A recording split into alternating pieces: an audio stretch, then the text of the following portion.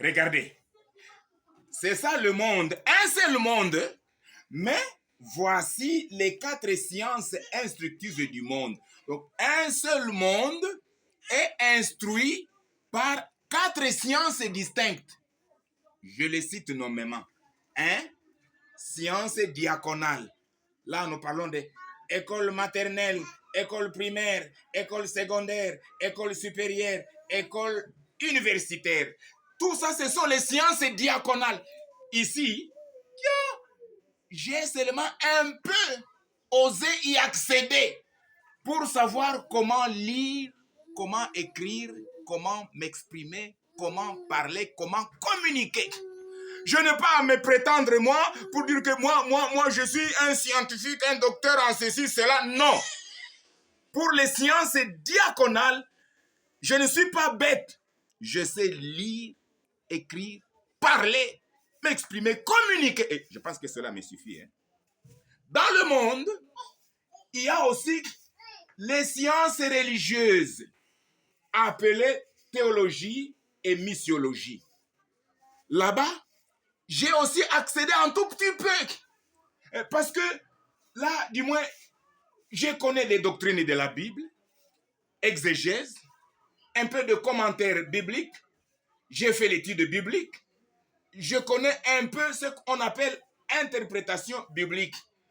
Je ne suis pas fou ou insensé ou profane à la science religieuse appelée théologie. Là, j'ai un peu aussi appris.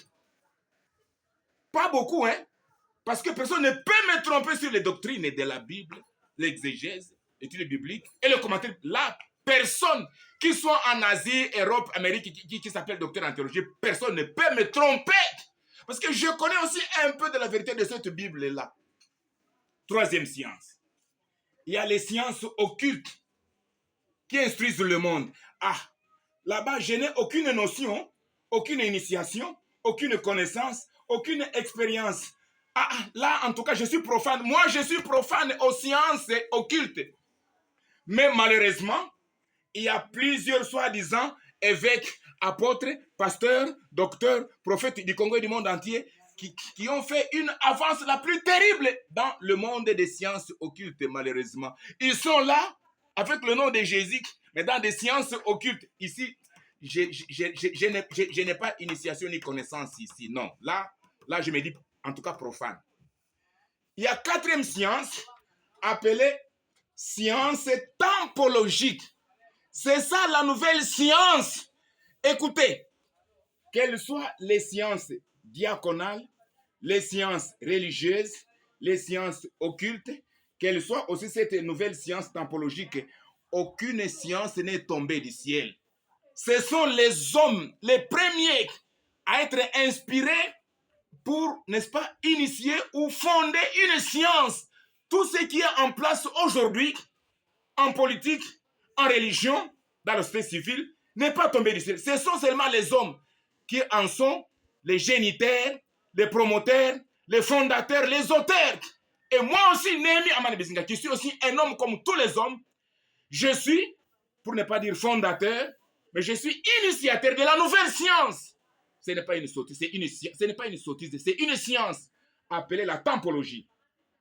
C'est la science de révélation, illumination, instruction, formation, étude, analyse, recherche, connaissance, intelligence, sagesse d'en haut, avec l'aide du Saint-Esprit, à dater d'avril 2000 du vivant de Laurent Désiré Kabila à Kinshasa, ma tête de bonhomme. Écoutez,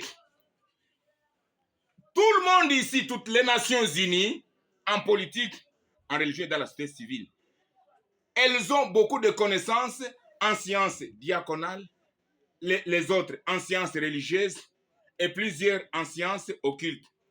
Mais tout le monde est profane à la nouvelle science tampologique. Je les appelle ici les abrutis, les ignorants.